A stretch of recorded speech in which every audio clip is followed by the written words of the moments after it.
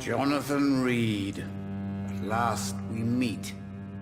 The cards warned me you would visit tonight. I beg your pardon, sir. Do I know you? Of course you do. Our mutual friend, Dr. Swansea, can't speak highly enough of you. My name is Usher. Usher Talltree. You are the leader of the Brotherhood, are you not? Primate of the Brotherhood of St. Paul's Stole, to be precise. I'm really glad we met tonight. I love it when the cards tell me a truth. The cards told you to expect me. Yes, they can tell me everything. They told me that you have not taken another life since your poor sister died. What can you tell me about the neighborhood? I really don't know. I don't often go outside. And when I do, it's usually to quite distant destinations. So you see nothing in the stars for me? You're a poor fortune teller, then? Oh, I can tell you many things. But they will only concern you, not the city. For example, I know that you offered your sister the final rest she asked for. Do the cards speak of my Mary? No. It's the burning aura of guilt that precedes you everywhere you go. Read my fortune, then. You have been chosen, Jonathan. I see on you the mark of a strong being, so powerful it needn't even reveal its strength. Tell me about yourself. What do you do here, besides turning cards in the middle of the night? I'm for most a charlatan.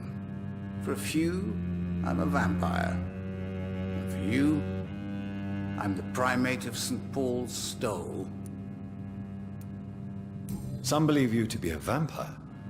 Who? The Guard of Priwen, who else? For a time, they sent spies to observe my activities, and they even broke into my home to gather proof. Did they steal anything from you? A personal notebook they quickly took to their headquarters. All they had to do is to look at me. I'm aging. What better and definite proof that I'm not an immortal? Do you want your notebook back? If you ever find it, I'd be glad to have it back, of course. I do ask one thing, though. Do not read it, Jonathan. Some secrets are not meant to be revealed, even to immortals. For how long have you been a primate? It was 15 years last year. What do you make of Dr. Swansea? Edgar is a brilliant and dedicated man. A man of his time, sometimes a little muddled, but always looking for new paths and new concepts.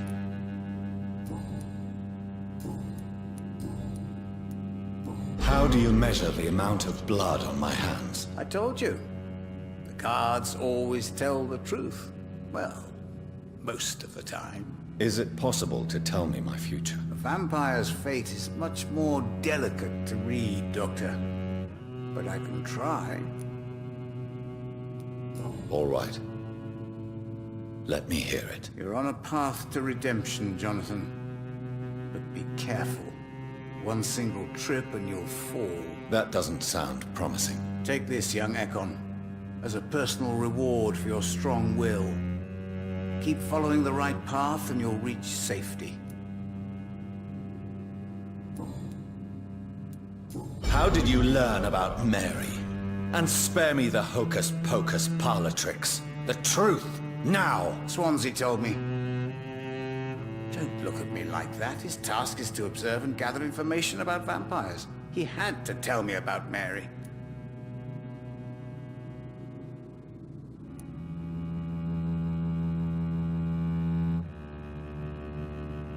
Mary did not deserve her fate. She had already suffered enough during her life. And yet the pain and the suffering went on after her death. Suffering is part of the immortal condition. Some prefer to lose their minds rather than face the simple truth. Pain will never stop. May I ask you about the Brotherhood? Of course. But I must warn you that there are some subjects we consider taboo, in spite of our fondness and acceptance of your kind. I know there is no love lost between the Guard of Priwen and the Brotherhood. What caused this rift? It was 1801. The Brotherhood was stronger then, a strength that made them hungry for ever greater power. An argument divided them, and the wound never healed. What was the nature of the disagreement? The problem was that both sides considered themselves the legitimate heirs of the original Brotherhood. We divide up the books, the relics, not always fairly or with consideration. Who founded the Brotherhood? That's precisely the kind of question I cannot answer. It is delicate, and may reveal some of our secret traditions. So you're not just a club of academics and scholars? Once upon a time, very long ago, the Brotherhood did more than simply study the vampires. They took actions to eliminate the more ferocious and corrupted. How do you... I told you, Is it vampire... I would rather... Goodbye, sir. Until we meet again. I rarely wander, yet it amuses me to converse with your kind. The Red River, a song in the dark, the whispers of a sun. So many signs to interpret.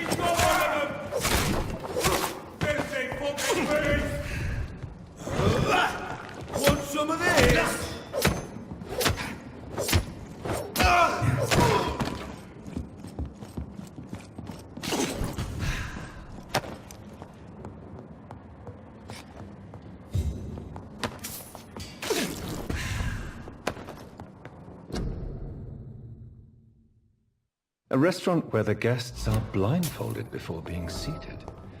Intriguing.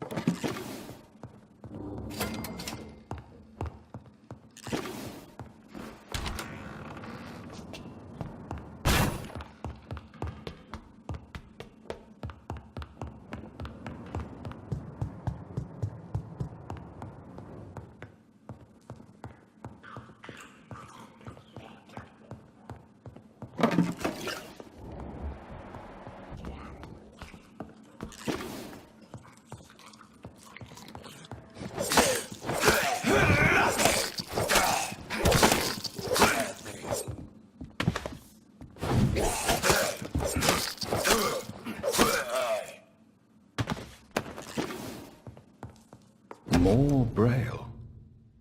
I should bring this to Mason Swanborough.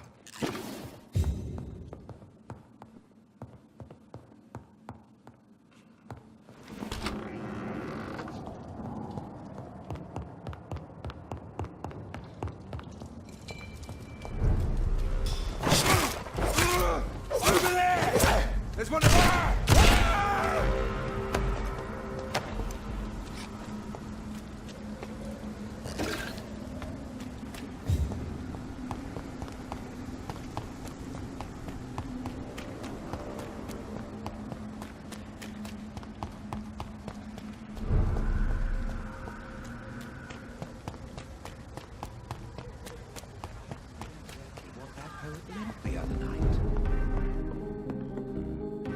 Good evening, Dr. Reed.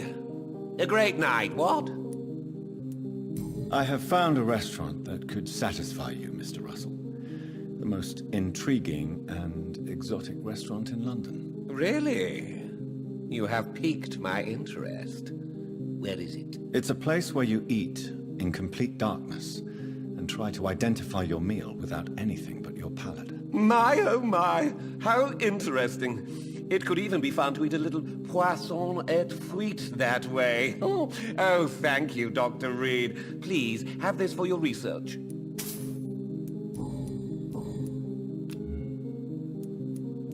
Goodbye, Mr. Russell. I'm sure you'll take care of yourself. Women die too in this war. Support the equality between men and women. Good evening, old chap. Are you all right? I won't lie to you, Johnny. I'm not a well man. These are the documents you wanted me to look for. I think I've gathered all the available occult research about vampires. Oh, thank you, Johnny. That'll help me separate the myths from the facts. I'm not sure you can consider this material factual, but it's yours now. What do you intend to do with it? First, I'm going to show them to Venus. It'll open her eyes and make her understand the importance of my mission. You need some rest, Clarence. You should try to sleep.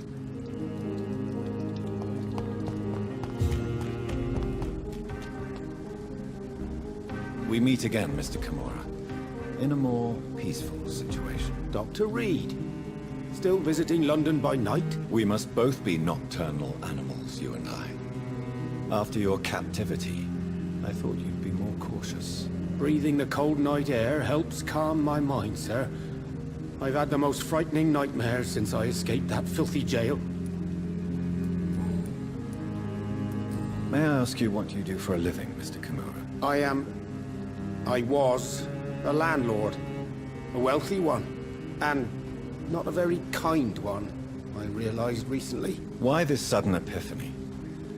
Is it because of your near-death experience? I was already feeling nostalgic about Weymouth, my hometown. With recent events, I'm thinking about going back there. How is the situation in the West End? I've heard rumors about armed men patrolling and fighting infected citizens in these very streets.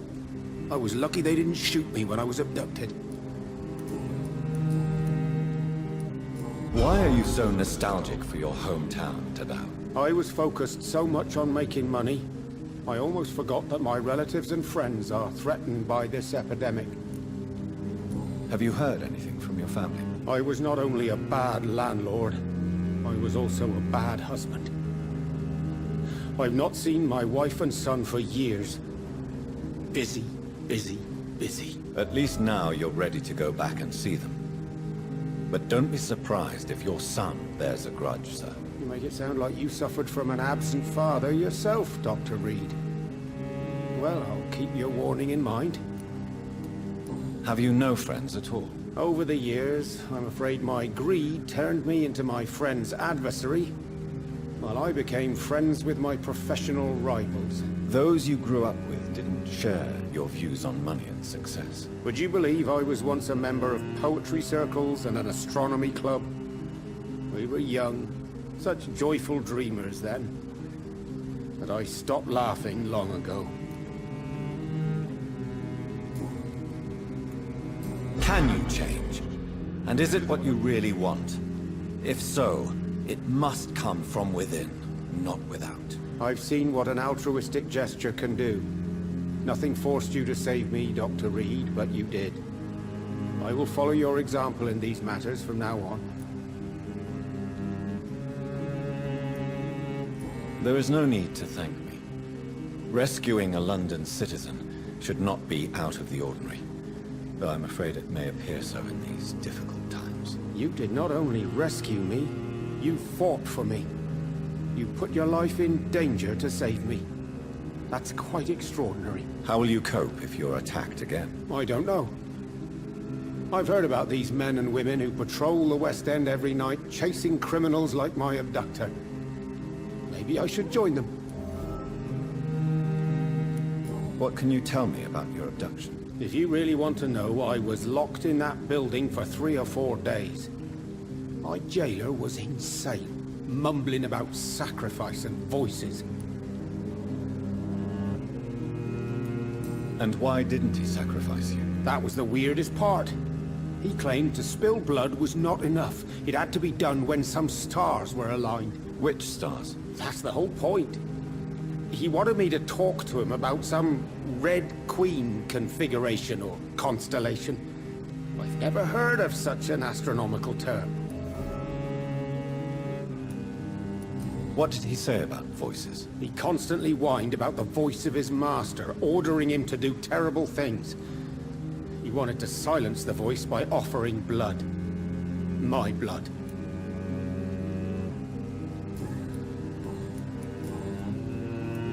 Tell me, Tadao, why was your abductor so interested in your passion for astronomy? I don't know. We met a few times at the Royal Greenwich Observatory. He seemed to share my hobby. Then he invited me to his house and locked me in. Yes, astronomy is a fascinating subject. When I was a child, my mother bought a small telescope for my sister and I. We spent many a pleasant evening stargazing. Stars are not just dots in the sky, Doctor. They are the key to our understanding of the cosmos. They remind us how insignificant we are. You're right. But children love magic and stories. I remember our mother told us constellations have the power to protect us. Protection by the light of the stars. That's sweet. You remember the name of these constellations? Cygnus. The constellation that was supposed to protect Mary. Memory's a strange thing. I can recite without hesitation the names of the 88 constellations. Yet I barely remember my own childhood. Did he fake his interest in astronomy to get close to you? No. In his madness, he spoke about a blood sacrifice to be made to his master when the stars aligned to a specific configuration. Goodbye, Mr. Kimura. Take care. Maybe I should leave the city.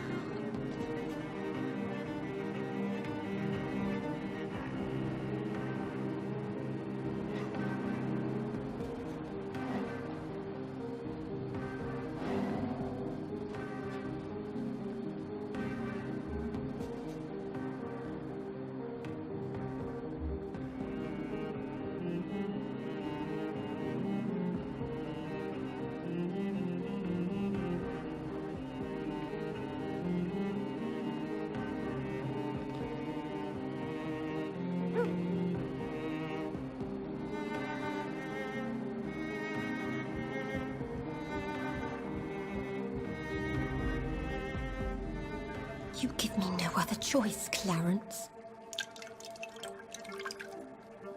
Yes, my love, it's a new tea I bought. Not too bitter for your taste, I hope. Drink your tea, my love.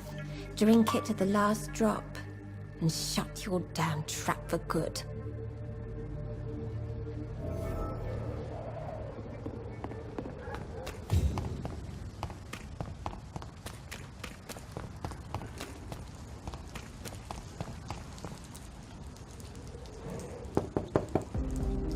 Hello, Venus. Hello, Jonathan. Please, come in. At least you survived the Great War. I feared the worst. What do you need from me, Jonathan? Did Clarence recently show you documents that prove the existence of vampires? Yes, he did. And he also told me you spent a few nights gathering research for him. Seriously, Jonathan. Why feed his obsession like that? He's my friend. I thought it might help him rest, instead of going outside at night. Tell me, what are your thoughts about vampires? Gibberish and poppycock. Dracula was a good book, but these documents were just mumbo-jumbo. I burnt them all as soon as Clarence went outside again.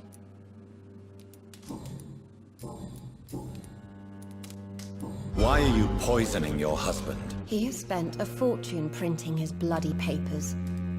I can't stand this nightmare anymore. We are the butt of everyone's jokes since he returned. If you're so frustrated by Clarence's behavior, why don't you just leave him? I have already lost the best years of my life because of him. I will not jeopardize my future for some lunatic. He goes, and I inherit what's left.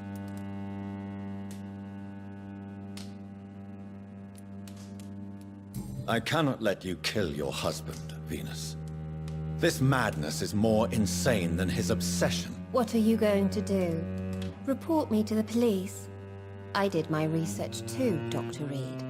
The substance I use is undetectable. Don't press your luck. And did you see Clarence's state of mind? What would become of him if left alone? Goodbye for now. I remember when Mary came here with her husband and her son.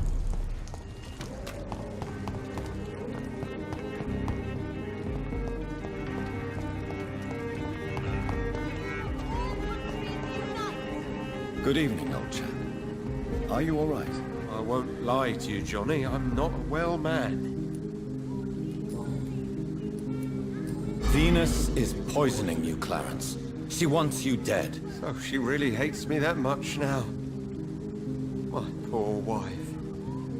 I had no idea my research would drive her to such extremes. I'm sorry, Clarence. Why would you tell me that? First you returned from the dead, and now you tell me my wife is trying to murder me. You're a stupid bastard, but you're my friend, Clarence. And I don't have many left. I don't want you to die. Not like that. But I love her. I love my wife. Did I make her suffer that much? Have I become such a burden? So you have no suspicions about her at all? Nothing in Venus's behavior has seemed odd since you returned? Frankly, it's my behavior that's been odd. Ever since I got back from the war, she accuses me of being paranoid and delusional.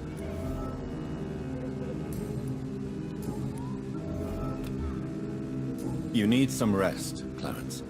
You should try to sleep. Women's right to vote is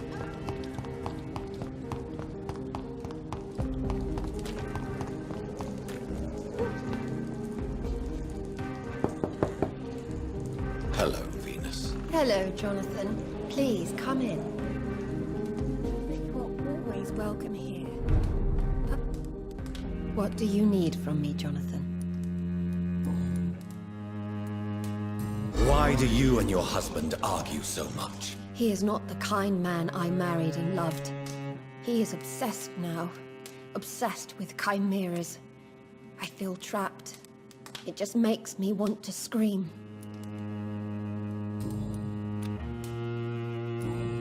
Goodbye for now. You know that you are always welcome here. But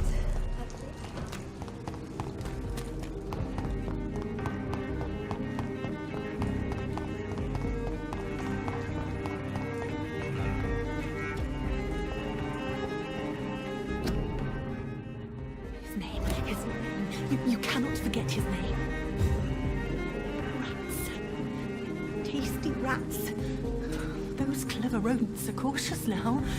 They won't approach. Tell me what really happened to you, Karina. He was so handsome, so charming. He asked if I'd obey him in every way. I said yes.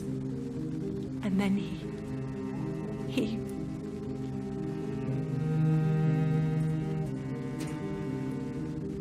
He tricked you. Yes, he has promised me eternal life.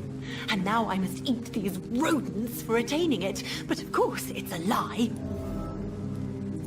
Tell me about vampires, Karina.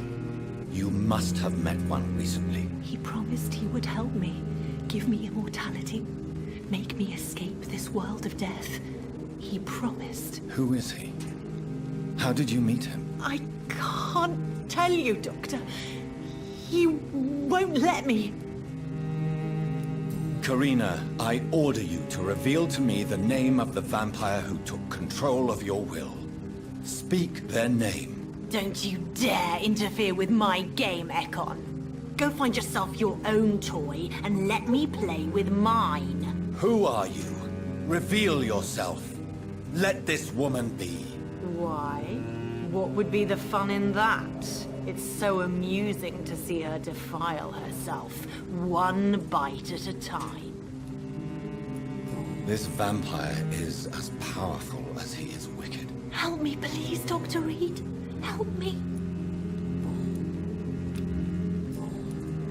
I must go now. Goodbye, Miss Billow.